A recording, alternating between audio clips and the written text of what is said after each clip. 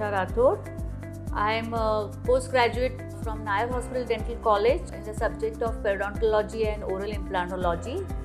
My total experience in academic and clinical practice is 30 years plus, and over a period of this 30 years I have come across ample number of students and my colleagues who are into dental practice or into academics, and they face n number of problems day in and day out, which we are here to come and solve and come out with some solution. Hello, Dr. Varsha ma'am. I just want to know the thought process of yourself, what your generation thinks about the real content and the real content life, and what are your thought process with the Gen Z about the workflow in the healthcare professionals. So yes, what I have come across since I have graduated and post-graduated in the year 1992 and 95 respectively from Nair Hospital Dental College, which was a government setup during those days also, and we had n number of patients coming across in our hospital, and we had a very small batch of 60 students in PDS, whereas in each and every department we had 2 or 3 intake of postgraduate students per year. In this scenario, we didn't have to jingle between the cases which we used to procure from the hospital.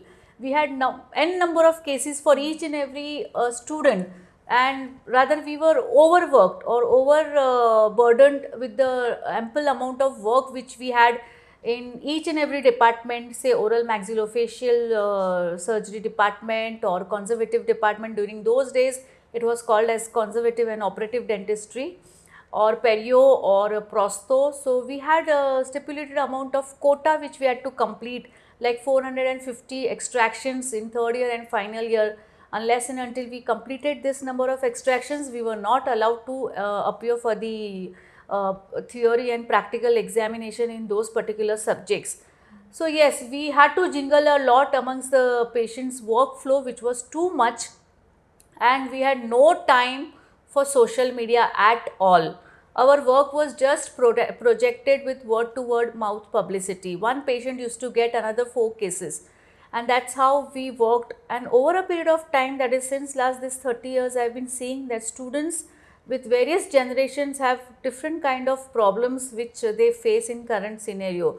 Another 10 to 20, 15 years after I completed my post graduation and when I was a clinician, we saw that we had students who had more and more challenges in their clinical skills, because the number of patients and the cases were throughout there, but the clinical skills and soft skills played an important role, and that's how this probably coming to number 1 position was the greatest challenge for those generation.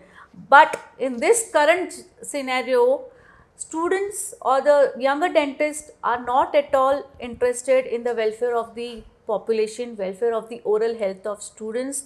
They are just more and more interested into how they want to project themselves as a good dentist, irrespective of whatever they have got knowledge imbibed in their hospitals or in their colleges or through their colleagues or through seniors. And this is the major shortfall which we are facing in the current situation, which I want to project, and I'm sure that the seniors amongst us would definitely agree to this.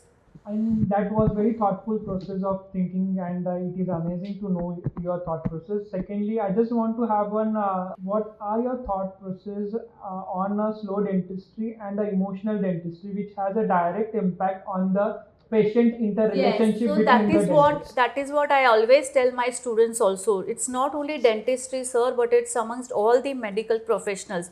Now, when I was a child or when I was in a teenage era, I was taken to a family doctor for any ailment, and we had local general practitioners who used to help us out with our whatever normal problems we used to have, and they had a typical node of treatment protocol wherein they would call us every day. They would charge us 20 bucks, 30 bucks per sitting, and they would give us the 3 days 3 times ka dose and call us again. But that faith was there. We knew that this was the correct doctor, this was our family doctor who would help us treat our problems. But in current scenario, the problem is different. Patients also don't have patience that yes, I do trust my dentist, I do trust my doctor, he is the best for me. And neither the dentist, the younger generation has the patience that yes, this patient is my whole and soul.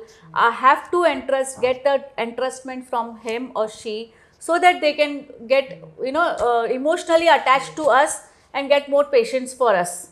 That is the current scenario.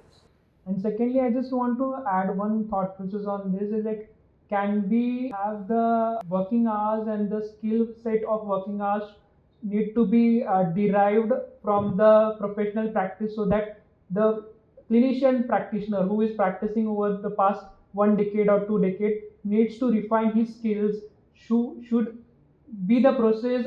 It should be made compulsory by the Dental Yes. Council of India, or what are your thought Yes, process on that? yes.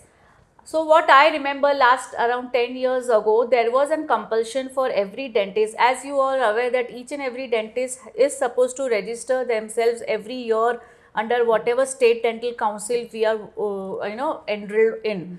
And that was made compulsory. That is a initiative which was taken by the Dentist Act in 1947. But I would also, what I wanted was that every professional, because the skills are to be updated. Unlike in the upcoming countries, in abroad countries, each and every practitioner is enforced upon workshops, continuing dental education programs, and they also are being financially aided by their organizations. They are financially and emotionally also, they are what we say, supported for such kind of workshops. Here in India or in certain sectors or cities of our country, this scenario is different. The whole onus of getting yourself upgraded becomes your personal, financially and emotionally or whatever. So it becomes difficult for each and every professional or each and every practitioner to upgrade themselves. And that finally what they end up doing is look into social media, just Google, and they try to upgrade their skills, which is completely unfair, which is completely unfair. That's a different perspective altogether, but it's very true as well. What I want to know from you is all of the points that you had just spoken of. Do you think social media has been a boon or curse to us? Anything coming up in our era is always a boon or a curse. Like we always had a COVID which had come, it was a curse, but when the vaccine came, we treated it as a boon.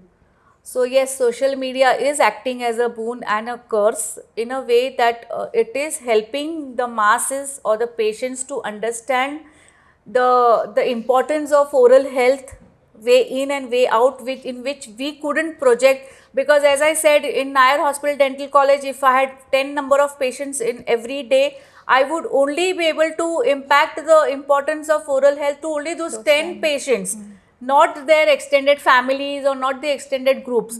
But in a current scenario, if I am projecting the same amount of dental education points, I can give it to way out to a larger population. But yes, as a curse, you know how difficult it is to control it.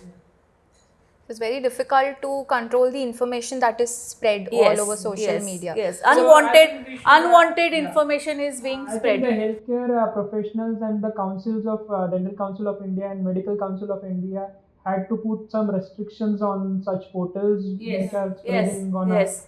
Yes. Very true, Whatever. very true. Yes. like it had happened with the Chinese also. Like they Yes. have restricted onto conditions like the people having the expertise knowledge in that respective field need to be executed on the Yes, channels. yes, yes, yes, Something like that needs to be put up. yes. And talking more on mental resilience, do you think the generation nowadays, it need not be Gen Z, it can be millennial also, because I'm also part of millennial, but the younger generations lack a bit of mental resilience. Is it because of fast growing? Yes, yes, very true. Now, as I can portray it in a way that when I was brought up as a child, I had tremendous pressure of my elders when I was brought up.